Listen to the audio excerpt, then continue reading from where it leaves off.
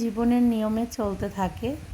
তবে কিছু প্রিয় মানুষ, পবিত্র বন্ধন যেটাকে বলে, তো তার মাঝে একজন হচ্ছে আমার হাজব্যান্ড, তার আম্মু, আমার শাশুড়ি আম্মু।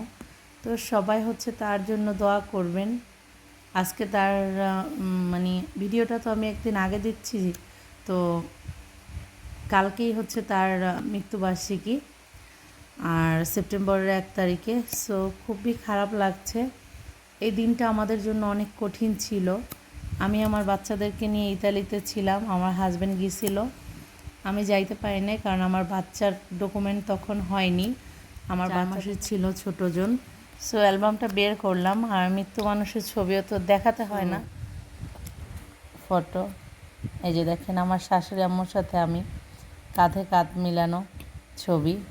যদিও মৃত্যু মানুষের ছবি দেখানো যায় না, বা আর আমি দেখাবো না, তবে আমরা দেখতেছি, আমার বাচ্চাদেরকে দেখাই, ওরা সব বুঝে।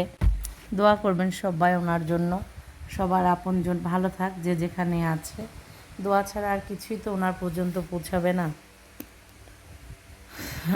আল্লাহ হাফেজ এভরিওয়ান, ধন্যবাদ সবাইকে।